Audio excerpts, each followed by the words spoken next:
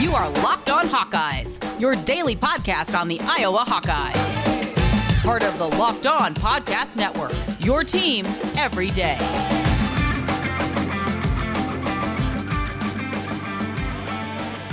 Welcome back, Hawkeye Nation, to a Wednesday morning episode of the Locked On Hawkeyes podcast, your daily podcast covering your Iowa Hawkeyes on the Locked On Sports Network. As always, I am your host, Andrew Wade, and on today's episode, I am talking to Matt Sheehan of the Locked On Spartans podcast. We are going to be talking about the Big Ten East, Big Ten West, just kind of having a nice conversation about what to expect this upcoming year. I know the big talk right now is the alliance between the Big Ten, Pac-12, and the ACC. We're going to be breaking that down on tomorrow's show. To be completely honest with you, just didn't have a chance to completely go through and understand the concept of it and get my thoughts gathered, and I want to make sure I'm giving you the best content you deserve. So I need to make sure I'm really diving in deep, and I'll be giving you all that on Thursday. On Friday's episode, we are going to be joined by Celia Palermo, who is a reporter at WQAD, sports reporter there. So we're going to be talking to her about the Iowa football team and expectations coming into this year. And then next week, we are getting into the football season. We are talking all about the upcoming game versus Indiana. We have a couple special guests, lots of great stuff, and we are also moving to YouTube as well beginning next week, so be on the lookout for that. Also, the NFL season is about to begin, and nobody covers it like the Locked On Podcast Network. August 30th through September 8th, Locked On's Ultimate Season Preview is taking you through every team in every division with the help of Odyssey's lineup of NFL experts. Follow the Ultimate Season Preview 2021 feed on the Odyssey app or wherever you get your podcast to tune in beginning August 30th. Again, let's get into the show. Matt Sheehan of Locked On Spartans. We are breaking it down right here, right now.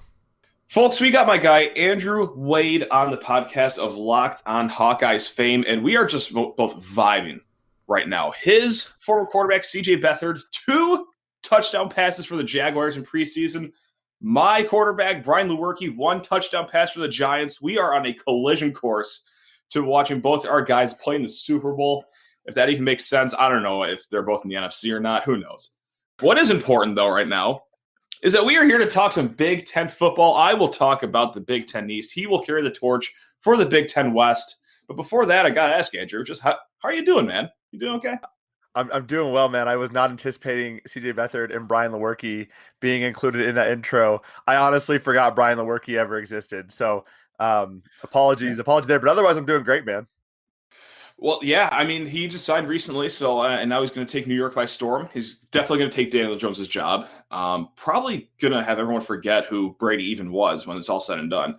But, yeah, we got some sweet Big Ten talk because we're going to talk about our respective divisions, and I got to set the table for it right now. Let's just get it out of the way. What team in the Big Ten West do you know the most about? Like, who's the surest bet of the Big Ten West, and who is just the biggest question mark of all the teams over there? Yeah, I mean, well, I think it's easy to say I know the most about Iowa, but if you take away Iowa, sure, I would probably say this is going to sound kind of weird. I would actually probably say Northwestern or Purdue. Okay. Wisconsin, I'll be honest, I know a lot about Wisconsin, but their defense I don't know as much about as I would love to. But the biggest question mark for me is probably Minnesota. And the reason why I say that is offensively, Minnesota looks like they can compete with any team in the Big Ten. Defensively, they could be one of the worst teams in the Big Ten. But offensively, it really comes down to, is Tanner Morgan a legitimate quarterback? And I truly do not feel that he is that good. I was not impressed. I think wide receivers-wise, Tyler Johnson and Rashad Bateman really helped him. I know they have Chris Ottman-Bell still there, but I am just not impressed with Tanner Morgan. And Minnesota fans hate me for that. It's totally fine. I got so much hate every time I went on Locked On Big Ten talking about Minnesota, but I'm just not a fan of Tanner Morgan. But that is a team that I could see them winning 8 games. I could see them winning 4. I don't know. So that's kind of where I'm at this point. What about you, man? I'm going to start with a team I know the least about just because it's kind of the same thing that you're going off of. And more so, too, with like Minnesota had that weird year with COVID. And Maryland is my team that I'm going to go with here. I could see Maryland going 9-3 as easy as I can see them going 3-9. Their year last year starts with them getting absolutely throttled by Northwestern, and then they turn around, they beat Minnesota, they beat Penn State, then lose to Indiana, lose to Rutgers, and play 5 games last season. That whole team fascinates me. Like, Mike Locksley has been doing a pretty good job recruiting over there as well. I mean, they got Mini Tua over there, he has some great games in him. He has the potential to play outstanding when he wants. So I just don't know what to expect out of the Terrapins, just because they only played like 4 quarters of football last year, and they're so talented all over the board, but we're just not used to seeing them be a good team yet. And then I'll just be boring and say the team we know most about is Ohio State. Oh no, they got a new quarterback. Oh, who cares? When has that ever mattered for Ohio State? Like, it's never made an effect on them whenever they have to change up their quarterback in an offseason. Like, they're fine. Oh, that quarterback doesn't work. Well, they got like 3 more 4 or 5 stars right behind them they can plug in. So, like, yeah, it's Ohio State. We're all just playing for second. So it's insane to me. I think Ohio State's quarterback room, legitimately, all 4 quarterbacks could start on every team in the Big Ten. I mean, I don't know a single team where they wouldn't start. Maybe Wisconsin holds true to Graham, but I think you look at talent-wise, I don't know why you wouldn't go for any of the 4 Ohio State quarterbacks, including Quinn Ewers, who makes a fantastic financial decision and just says, I'm going to be a partner in a kombucha company and graduate high school early and go to Ohio State. Rough decision, bud. Like, no, it's tough. And, I was going to jump to this later, but let me just jump into the fray right now. Is there a crossover game that you have circled, or is it just, once again, easy as just saying it's week 1, Penn State, Wisconsin? I mean, what a banger of a game to start the season with.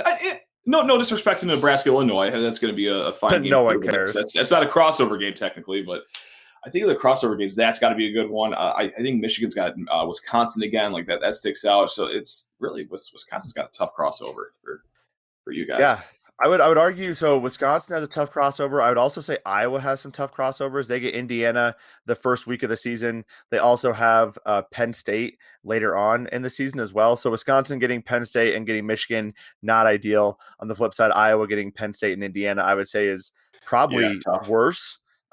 Because I don't know what to think about Michigan, and I'm very curious what your thoughts are on Michigan this year. I think I'm kind of at the point now where I'm just annoyed by the Michigan hype, and I just don't ever want to believe it. And now, after coming off of a season where I feel like they kind of fell back to reality, I just don't know what to expect from Michigan this year. But I would say Wisconsin and Iowa probably have the two most relevant crossover schedules, because when you look at the rest of the Big Ten, again, I don't see a team competing with Iowa or Wisconsin. Behind them, it's a hodgepodge. It could be Nebraska, Purdue.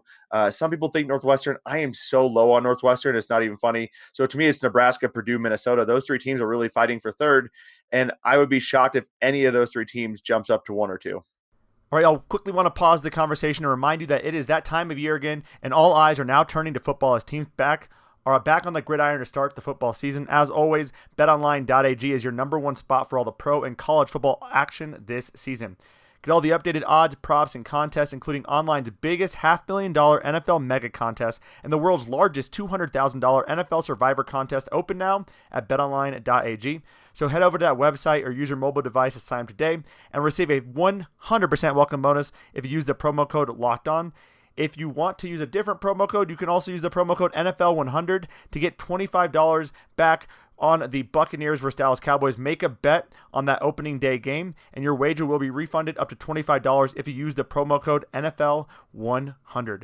BetOnline is the fastest and the easiest way to bet on all of your favorite sports, from football, basketball, boxing, right to your favorite Vegas casino games. Don't wait and take advantage of all the great offers available for the 2021 season.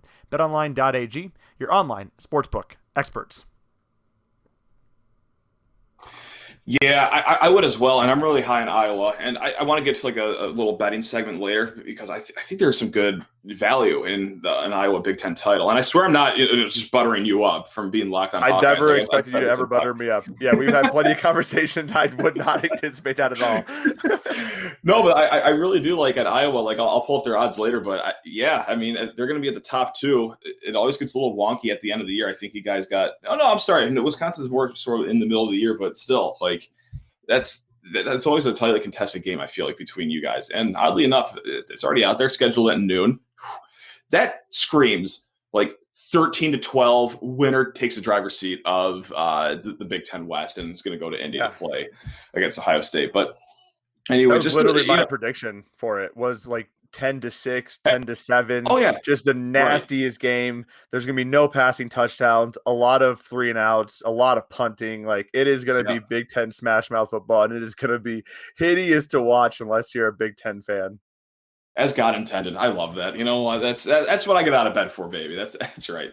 Kind of just going back to your question about Michigan, though, and there is always hype. It's an endless cycle, wash, rinse, repeat, and it's okay. They go into the season with a lot of hype. They kind of underwhelm, especially last season, but without fail, like listen, they can go 0-12, and they'll still have a fan base over here in the media, over here in the Metro Detroit area that still builds them up as if they're going to go toe-to-toe with the Tampa Bay Buccaneers. I got to say, though, it has been a little more muted this year. I think that there are a lot of questions surrounding this program. You are replacing a quarterback. The offense was last year. The secondary, the defensive secondary,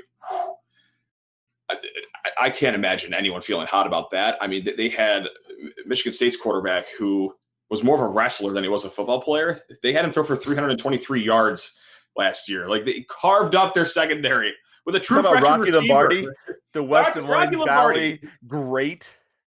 Love Rocky Lombardi. We had him on the show not too long ago. What a gentleman. That guy's a legend, and it's a shame it worked out the way it did for him at the end, where he had to transfer out. But hey, he's going to kill it in Northern Illinois. But actually, speaking of Northern Illinois, they do play at Michigan again, so he's going to go back to the big house and probably rack up another 323 yards against that secondary. But I digress.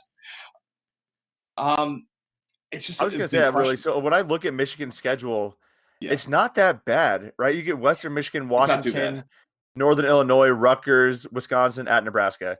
Reasonably 4-2, 5-1. I'm honestly, the at Nebraska game kind of worries me a little bit, and Rutgers a little bit. You could get out of that 5-1, and I don't think anyone's blinking an eye, being like, "Whoa, that was crazy." Wasn't expecting that. And then Northwestern as well.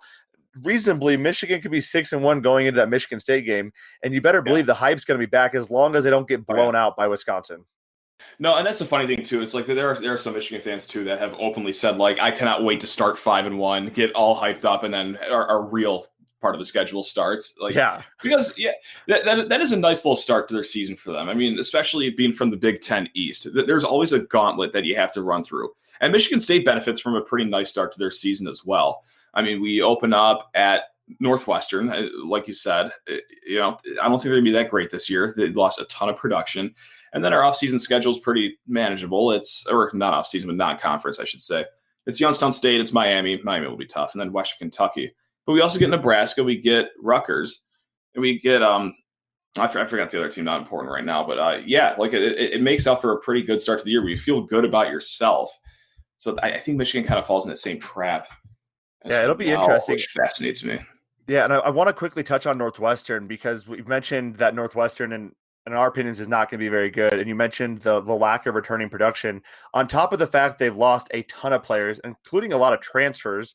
They lost their two top running backs, in my opinion, probably because they didn't feel like playing time was going to be as prevalent with Cam Porter emerging last year. Well, Cam Porter has a season-ending injury. He's out for the season. They announced that they're starting Hunter Johnson. I don't know if anyone remembers the Hunter Johnson era, but it was atrocious for Northwestern.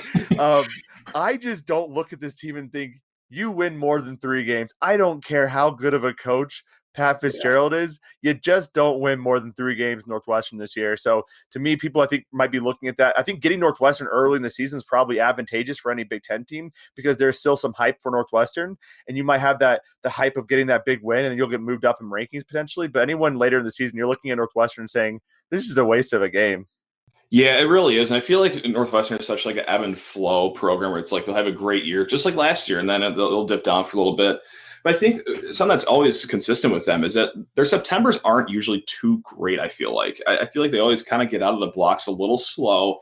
Yes, it's normally against non-conference opponents. Maybe it's a little different as they open up against Michigan State, a Big Ten team. But yeah, I also feel like Vegas sees the same thing too. This game opened up as Northwestern's 6.5-point favorites, and it's already dwindled down to just 3.5 now. So I think a lot of the money's coming in here, and people are noticing that, okay, yeah, Michigan State not a great season last year. They had two wins. But what we did do is we kicked roughly, I think it was 26 kids out the door in the transfer portal. We brought in 19 kids. So it is a different roster makeup. Mel Tucker made quick work. So, yeah, I think that's the week one game that, once again, I mean, to go back to the Iowa-Wisconsin game, it'll be something like 14-11. But it'll be just disgusting. I know. You know what we're also doing right now, too? It's we're doing probably the worst exercise that Big Ten fans everywhere do, and that's just immediately count Northwestern as a win in the offseason. And watch they go like 10-2. It will never bite us. Yeah, right, exactly. So, yeah, that's an exercise a lot of Big Ten fans do, is blindly accept the Wildcats as a win for their program, and then they come in and just pop you. So I will say in the last 5 years of doing this and covering the Hawks on the show, I've almost always counted Northwestern as a loss for Iowa, just trying to mentally prepare myself, and usually I'm prepared correctly. But this one year, I'm like, I really just cannot see it. Like, even when they had Hunter Johnson, they were like 1-5. I'm like, you know what, guys, this could be a loss. Iowa always loses Northwestern. They'll find a way to play it. Even that game, Iowa wins 20-0 in a nasty game. And I was like, God, this was just so gross even watching. I felt like it was a moral loss. Like, how do we lose or only win 20-0? So, yeah, Northwestern just so disgusting. I'm curious, is there any team that can actually beat Ohio State? Like, in theory, Penn State can. Like, they have the talent to do it. They do recruit pretty well. I know Ohio State always steals the headlines with, top recruiting class in the Big Ten.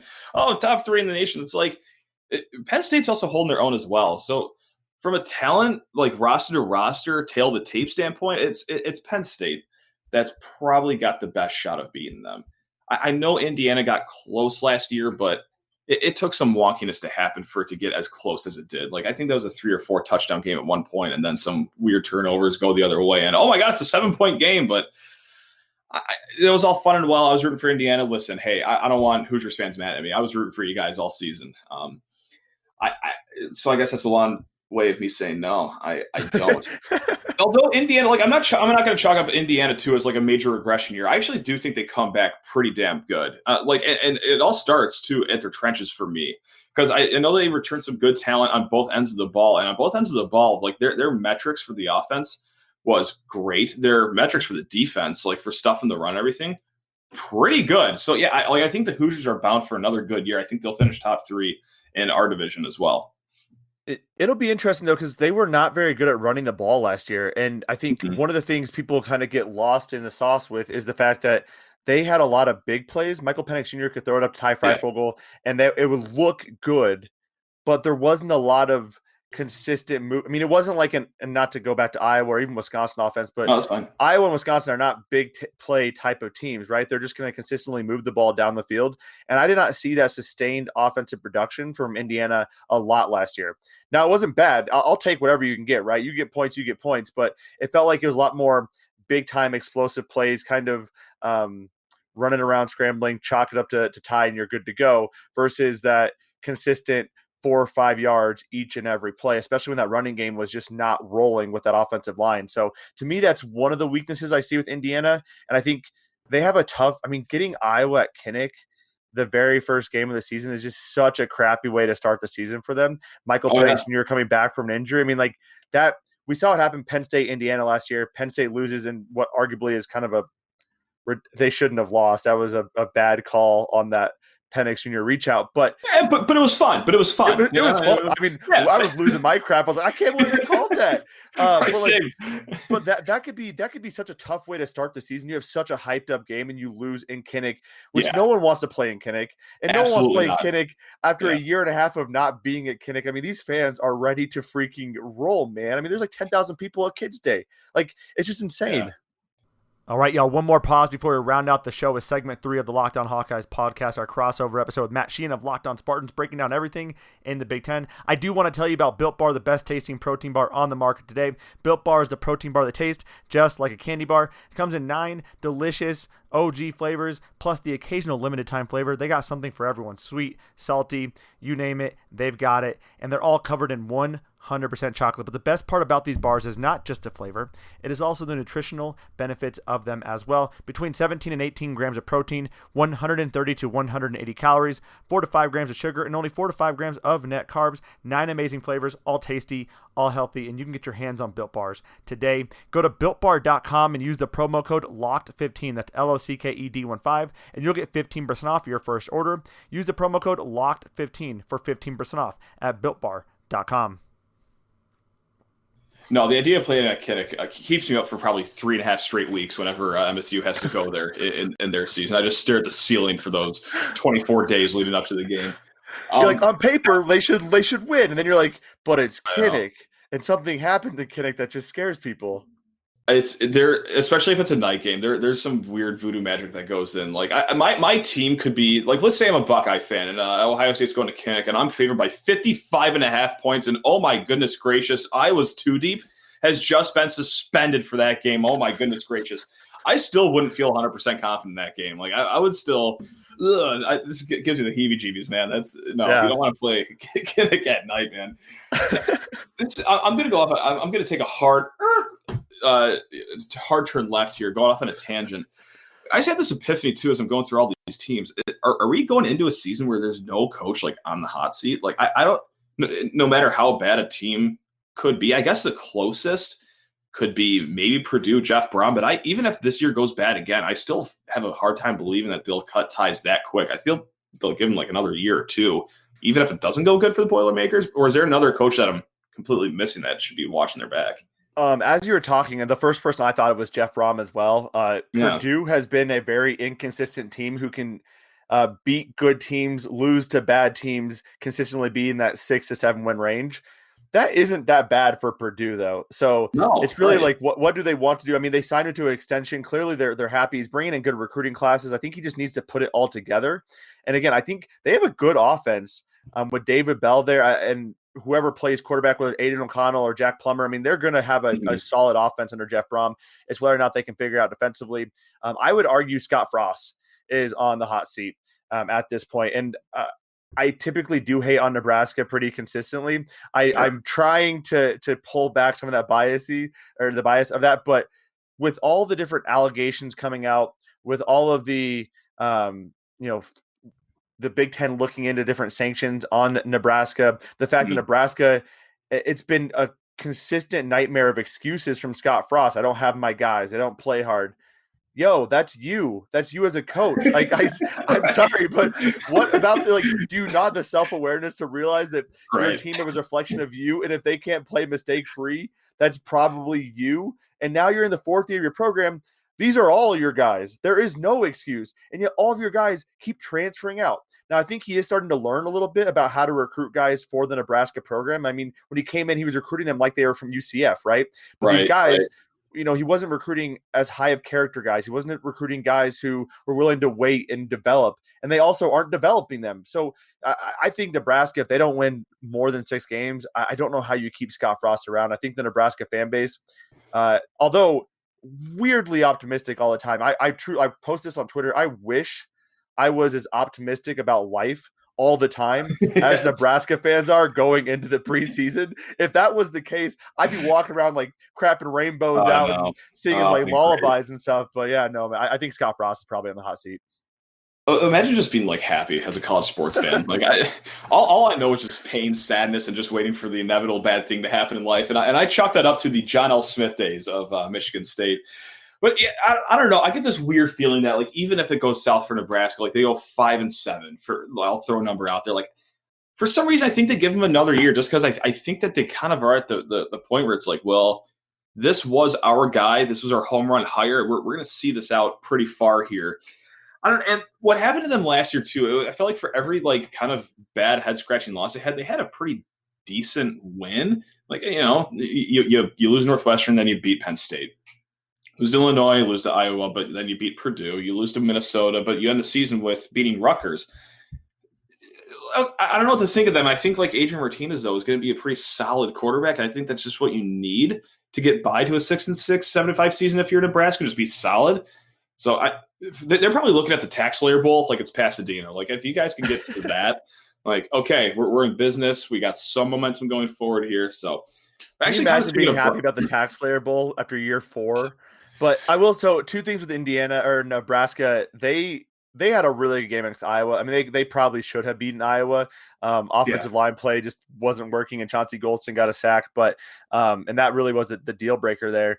So it's funny. I did a stat analysis of Taylor Martinez and Adrian Martinez. I was just curious about their stats, and they are remarkably similar, if not erring on the side of Taylor Martinez being a better quarterback. And so I was talking to one of my Nebraska buddies about it, and he was basically saying the difference between Taylor Martinez and Adrian Martinez was that I'm going to get switched up. I think it was Taylor played great against bad teams and sucked against good teams, and Adrian is just incredibly inconsistent. You don't know which quarterback you're going to get. Right.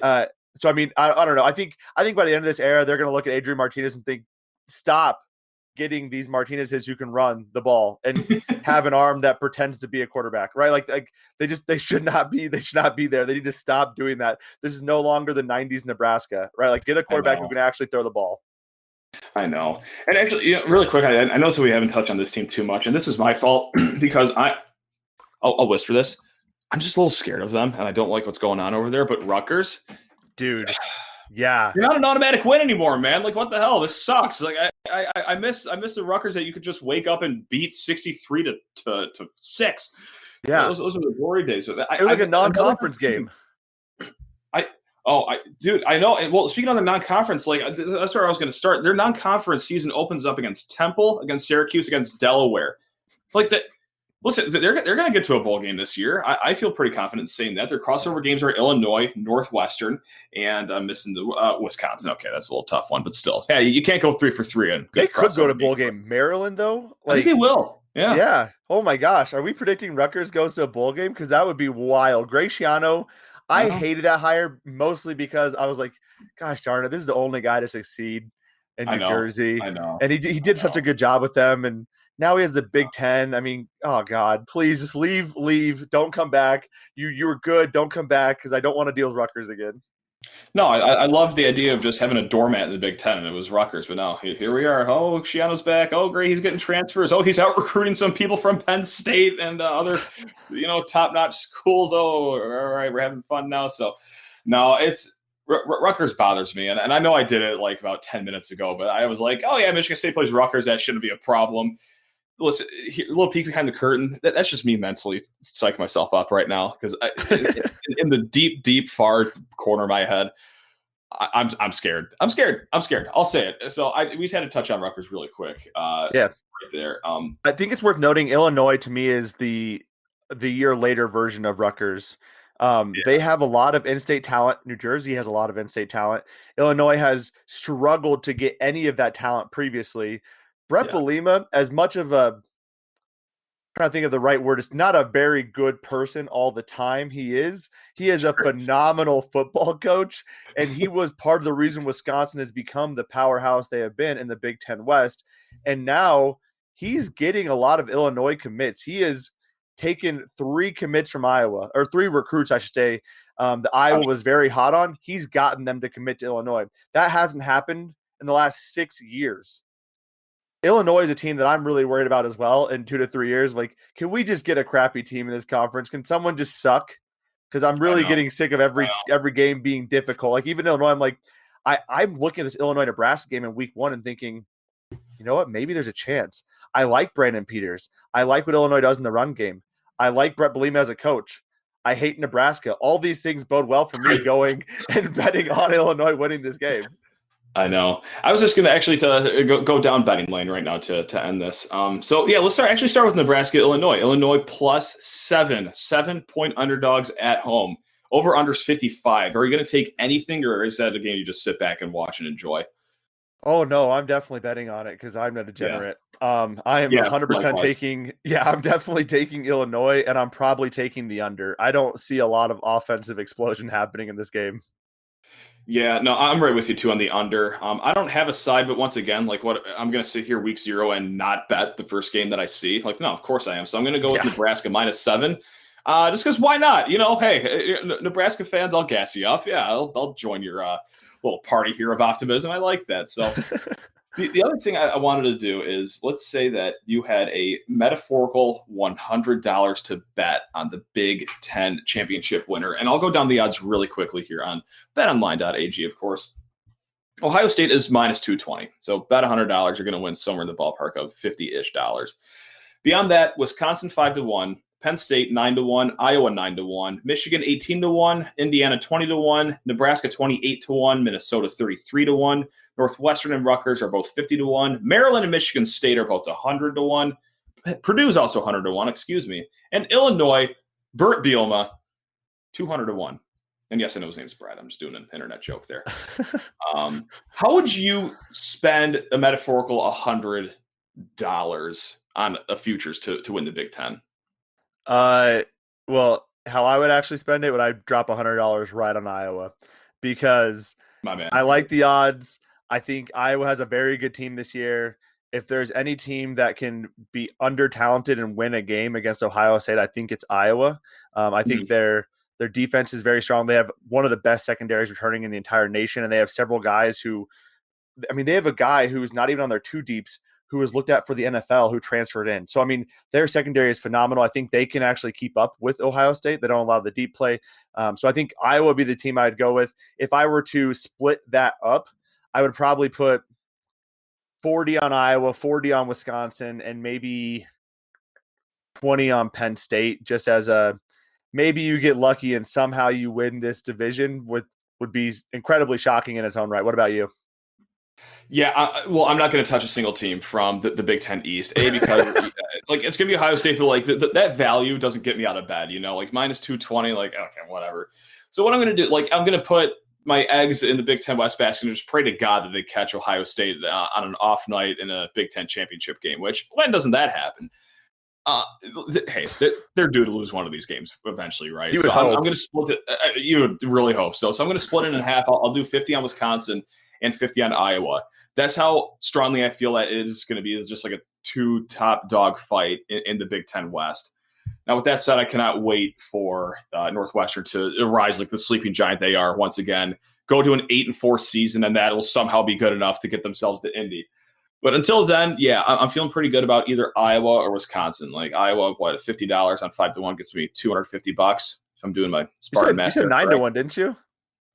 Wisconsin 5-1, okay. But Iowa 9-1. I'm sorry if I misspoke. That's on me. And then Iowa, $50 at 9-1. That gets you a lot of money. Let's just call it that. $450.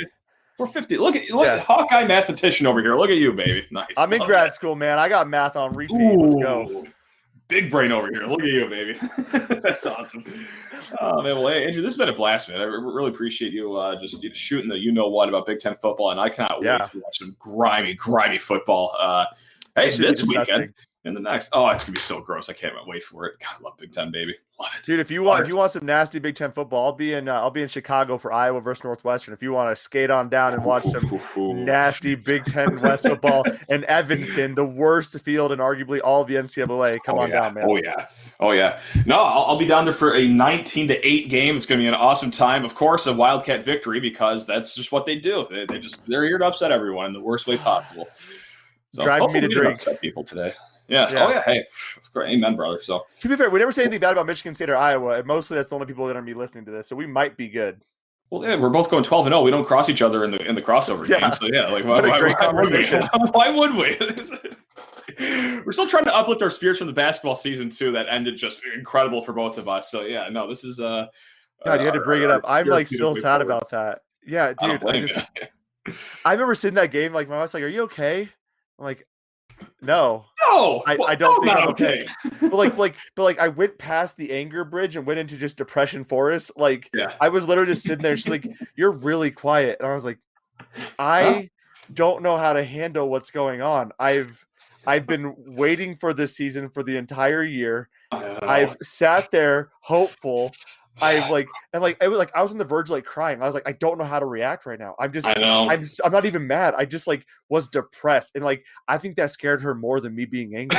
She was just like, oh my God, do I need to keep my husband on a watch? Right. No, because like a lot of people are like, oh, were you just like screaming and throwing stuff? It's like whenever a bad game happens, I just sit there in silence, and I feel, and honestly, from the outside looking in, I feel like that's way more alarming than like screaming and throwing stuff. It's like, oh no, something's going on in that head right now that I did not like. Yeah, yeah. Whenever things are going south for Michigan State, I'm just sitting there.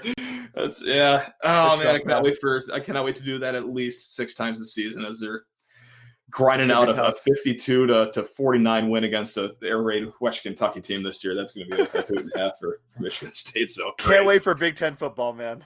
I cannot wait to be hurt again, man. This is great. Get hurt, lose all my money betting. This is the best. I cannot wait for it. So close. We're so close, baby. I'm taking all my money out of Dogecoin and putting it right onto Big Ten football. Yes. Let's roll. Right on the Brett Bielema. Right on the Brett Bielema train, baby. Illinois. Oh, love it, Matt. Amen, man. Well, hey, this is a blast. If you ever want to talk again during the season, man, I'll hop on a call with you any waking minute of any day, Andrew. You're the man. Let's roll. I love you too, man. Absolutely. You're the best. See you, buddy. All right, that does do it for our show today. Just a reminder that we are going to be talking tomorrow about the Alliance and what it means for the Iowa football team. What are all the impacts? What are the storylines? That is all coming on tomorrow's episode, so stay tuned for that. I do want to remind you that betting on your team doesn't have to be a guessing game if you listen to the new Locked On Bets podcast hosted by your boy Q and handicapping expert Lee Sterling. Get daily picks, blowout specials, wrong team favorite picks, and Lee Sterling's lock of the day. Follow the Locked On Bets podcast brought to you by betonline.ag, wherever you get your podcast app. And that does do it for our show today. Hope you all enjoyed the conversation between me and Matt. Matt is a fantastic guy. If you want to, definitely go check out his podcast. Lots of fun there. If nothing else, his Twitter account is quite funny, especially when Michigan State loses. It is full of hilariousness from Matt, so definitely check that out. But again, thank you all for tuning in. If you love the show, give us that 5-star review, and stay tuned. We'll be back tomorrow and Friday. Have a fantastic Wednesday, Hawkeye Nation, and let's go Hawks.